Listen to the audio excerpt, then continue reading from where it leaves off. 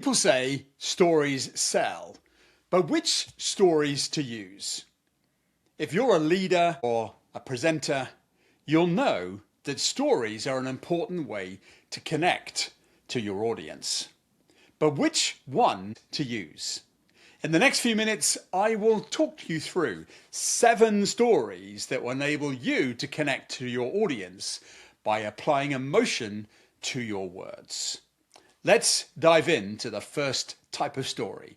And sometimes it's the story most often talked about, but the one that is incorrectly used. Story number 1, the hero's journey, or the transformation story. The trick with this one is to remember that you as the storyteller are the guide, not the hero. You're talking about the transformation the hero had as a result of meeting somebody perhaps like you. Think Luke Skywalker, think Yoda, and Yoda became the guide. Here's an example of how you can make it real. A client once said to me, "Chris, our company started small and now we're market leaders. It's good, but it's forgettable." So I asked him, "Was there a time when you nearly quit?" He laughed and said, "Yeah, trying to make payroll and the cash flow bounced. I genuinely thought we were finished." Well, there's the story. So instead he opened with, 2 years ago, I was sat in my car wondering how I was going to pay my team. And that's when I met. That's when the guide is introduced, the hero happens. Now people listen. Because transformation earns attention, not achievement. That's story number 1. This one is what I call the middle moment. It simply means you start exactly when the tension happened. That's the moment that matters. Here's an example. I worked with a facilities manager preparing a presentation. Originally, she started off as most presenters do. "I'm here today to talk about blah, blah, blah, blah, blah, and it all happened 7 years ago, and we've all been on this particular journey, etc., etc., etc." And instead, she opened with, "It's 7:12 Monday morning. My phone rang. It rang 6 times before I even reached my desk. And then these words were uttered." Boom. Everybody's anticipating. Everybody leans in. We want the resolution. We're intrigued as to what happened next. Stories work when curiosity arrives before you actually get the explanation. Have you got a middle moment where transformation happened because of exactly that moment of panic or fear or enlightenment? Story number 3 is the flashback. That moment in time when suddenly it all became clear. And this one explains why something matters now, because you take them back to the past and bring them up to the present. Here's when a leadership person used this differently. He said, "We're investing heavily in culture change, Chris." It was abstract. It didn't really mean anything. So we rewrote it. 5 years ago, anybody who was here, you'll remember that we lost our biggest client. It wasn't because of price. It was something that was unheard. We didn't have the right culture that that client needed, and they let us go. It was at that moment that we realized as a team, we didn't have to change our price or our systems. We had to change our cultural way of working. Now the audience understands the moment in time when things happened, and they understand now why the message hits them emotionally. The past literally gives meaning to the present. Story number 4 is when you get personal and you throw all of your vulnerabilities into the screen and you just tell a transformative story of exactly what you did. It's a great way to build connection. Personally, I remember delivering a workshop to a room full of leaders and everything went wrong.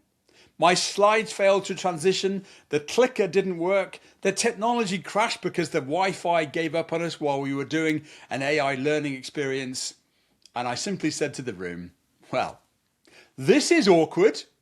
I teach communication for a living, and right now I have no methodology of talking to you apart from talking to you as we are. Everyone laughed. They all felt connected because they understood that some things are about controlling the uncontrollable. The tension was down and vulnerability was showing humanity. People trust people, not polished perfection. Be open to share your personal story of perhaps when you've had to leap into your own adversity and be resilient to push through anyway. Story number 5 is a real favourite of mine. It's a metaphor or the analogy. There was a client of mine who was really struggling with digital transformation. They were focusing on all the technical aspects of what needed to be done. The jargon, the meaning, the charts, the prices, the flow, all the analytics. And I said, well, do we need to simplify the complex? Why don't you talk about maybe a house analogy? And if this business was a house, why don't you explain what's happening? And they went, yeah, got it. What we're doing is we're renovating the rooms, but we're ignoring their foundations. And what we need to do is build the strong foundations to put the house on. And without the foundations, we can't keep on growing as a business. There's the metaphor, there's the analogy, and people could see how they were parts of the picture.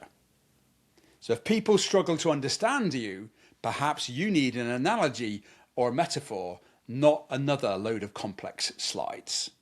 That's story number 5. Story number 6 is all about making it like a conversation or a dialogue. You bring the audience into the room that you are in and show how they are part of it. Here's a story that we worked on. A sales director told me, you know, Chris, clients, they're just resistant to change. You're telling them something. You're dictating to them. Clients don't like to be told. So I said, show me the conversation. And he reframed it. The client looked at me and said, you know, we understand we need to change. But honestly, we're exhausted already. And I don't think we can take on any more. I understand. Often we can find a way to work through this together. Now they hear the emotion, they feel the empathy, and they can see how the story is about two people working through things together. Dialogue recreates the experience, and experience creates belief. And now the final story. It's the scene setter, the 7th in the stack today. And this is where you set the scene. And it's an underused skill, but I absolutely love it. Because we paint the picture. We use language and verbs and thoughts to make them know that they are part of this story.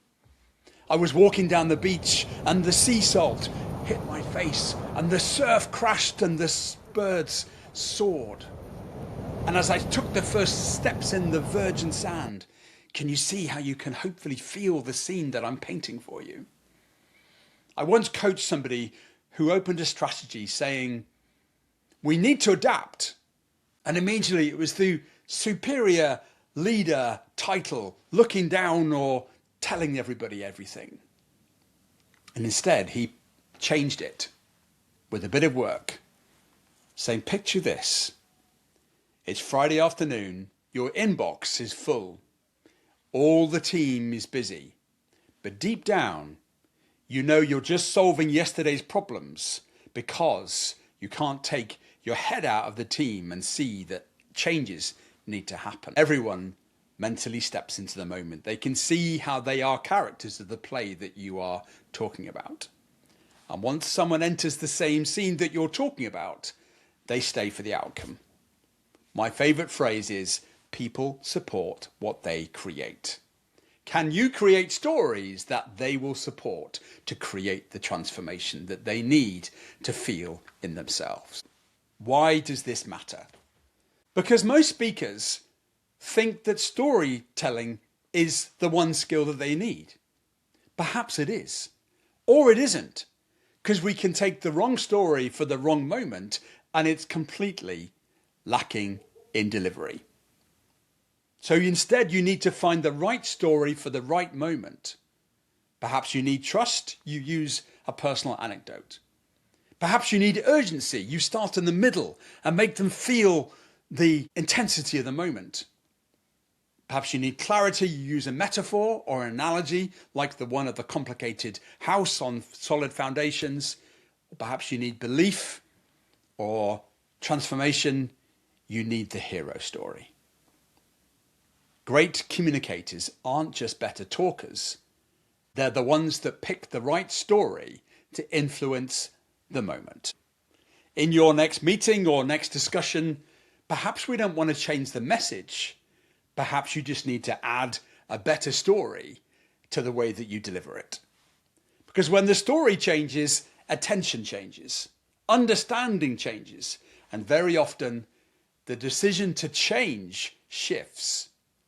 And commitment to change is cemented in because of the story and the way that you sharpen your message. And now that you know the 7 stories that are my personal favorites, and honestly, most people never learn anything apart from the hero story, which one will you choose? If you like this, please subscribe so that more people can learn about better ways of telling stories and influencing more people through the ripple of amazing words.